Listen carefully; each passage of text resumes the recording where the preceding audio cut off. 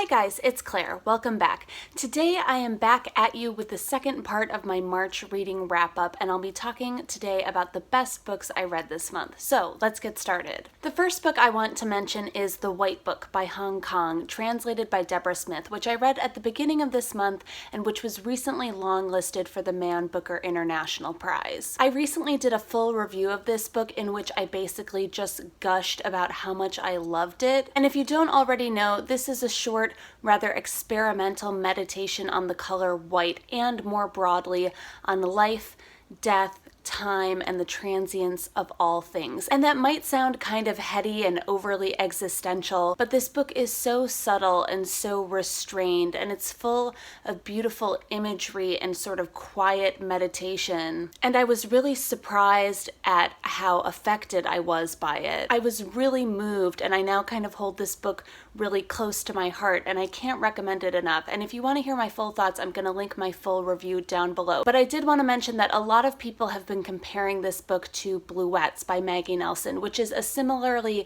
fragmented experimental meditation on a single color. But having read both of those books, I would say that apart from some sort of structural or cosmetic similarities, they are really different books. And where Bluets left me kind of emotionally cold, and where the language in that book was so poetic that it was almost opaque and difficult to penetrate, I found that The White Book was very clear and direct and touched me on an emotional level that no other experimental book really has. So at this point, I will read anything that Kang puts out, and I will also read almost anything that Deborah Smith translates, which leads me to my next book, which is The Accusation: Forbidden Stories from Inside North Korea by Bandi, which was also translated by Deborah Smith. And this is a collection of 7 short stories written between the years 1989 and 1995 by a writer who is still living in North Korea today, hence the use of the pen name Bandi, which means firefly in Korean. And the manuscript containing these 7 stories was smuggled out of North Korea in 2013 and published in English last year. And prior to reading this book, I really didn't know that much about North Korea apart from what we hear about it on the news, which usually focuses on the North Korean military and potential nuclear threats toward the United States. And what this book does is illuminate what everyday life under the North Korean regime is like for its various citizens. And what it's like is, in a word, unforgiving. The 7 stories in this book follow people from different levels and sectors of North Korean society, both in Pyongyang and in the countryside. And each of the stories kind of follows them as they become disillusioned and disenchanted with the North Korean regime, and as they realize slowly that everything they've been taught and everything they've been told to believe is a lie. And it's devastating because while this is a work of fiction, you have to assume that it is very much a reflection of the lives that millions of people are living in North Korea today. And the North Korean regime as depicted in these stories is so harsh and so cruel and so unforgiving in its rigidity that it seems to refute basic humanity, and it seems to punish people for natural human imperfection and fallibility. In one of these stories, a woman and her family get exiled from Pyongyang because her 2-year-old son can't stop crying at posters of the great leader that are plastered throughout the city. In another story, a young man is denied a travel permit by the government and isn't able to go visit his mother in her final dying days, and when he tries to go anyway, he's punished for it. And when people defy the government in any way, intentional or unintentional, there is a black mark placed on their family that persists for generations. And while the stories in this book may lack nuance or subtlety, they're well written and very readable. And to critique this book on a literary level seems kind of beside the point. Bandi's words are an essential assertion of humanity that for him is literally a matter of life and death. The stakes are completely different, and you can feel it on every page of this book. This book feels like a vital human cry from the darkness, or like a message in a bottle sent out to the free world from a place that none of us can really even begin to imagine. I think this is an essential read and absolutely encourage you to pick it up, and I hope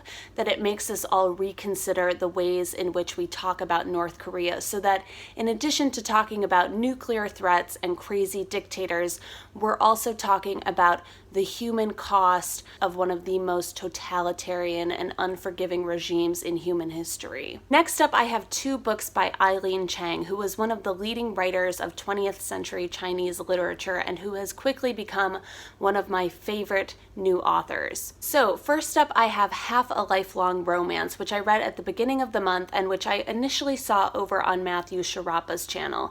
And I talked about this book in a video I did about sad love stories. And as I mentioned in that video, this book absolutely wrecked me. It is beautiful and brutal, and it is one of the most devastating stories about thwarted love that I've ever read. It follows Manjun and Shijun, who are a young couple falling in love in Shanghai in the 1930s, until cruel circumstances and fateful misunderstandings drive them apart for several years. In addition to this central, crushing story of doomed love, there are several narrative threads involving secondary and peripheral characters who suffer their own devastations and disappointments in love. And although this book is only about 400 pages long, it really feels epic in its emotional scope, and it is dense with everyday human suffering. And one of the things that was particularly striking to me about this book was how modern it felt for a book that was written in the mid-20th century, particularly in its depiction of women's lives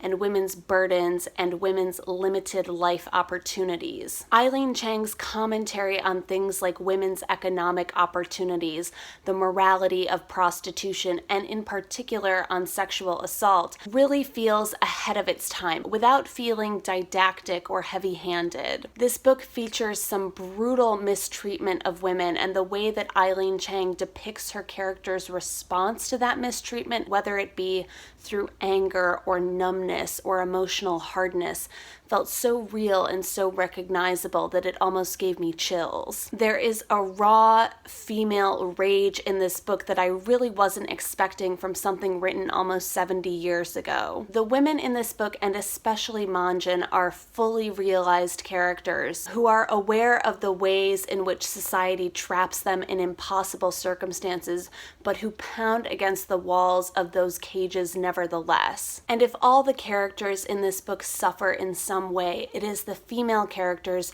who suffer the most and who bear the brunt of life's tragedies. It's a breathtaking and gutting book that I can't recommend enough, and I loved it so much that I immediately went and picked up Love in a Fallen City by Eileen Chang, which is a collection of 4 Eileen Chang novellas and 2 of her short stories. And like Half a Lifelong Romance, most of the stories in this collection do not have particularly happy endings, and these stories explore more directly the interplay between men and women and how love plays out in a society that is modernizing while still being hemmed in by customs and rigid traditionalism. And love in that setting is a game that people play, and a game where the stakes are particularly high for the female characters. And under the weight of custom and rigid gender roles, it becomes very difficult for the characters in these stories to believe in true and pure love, and to give themselves over entirely to their feelings and desires. Instead, they're left constantly distrusting and second-guessing each other and feeling the need to kind of calculate their next moves in the game. Even the title story in this collection, Love in a Fallen City,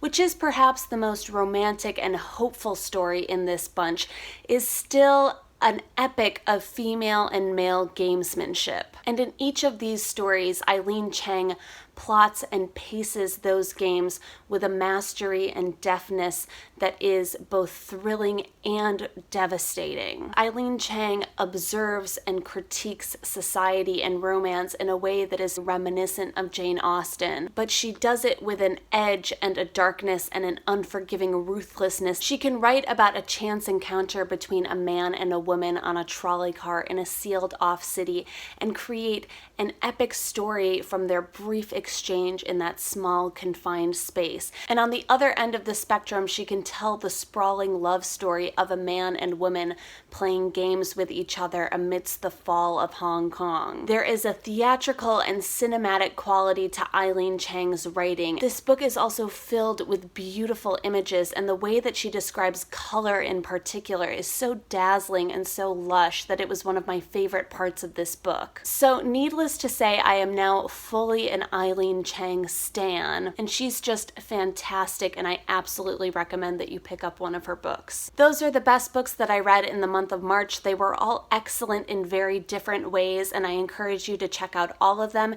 If you've read any of the books that I mentioned here, definitely let me know what you think about them in the comments below. Otherwise, feel free to just stop by and say hi. As usual, thanks so much for watching, guys, and I'll see you next time. Bye!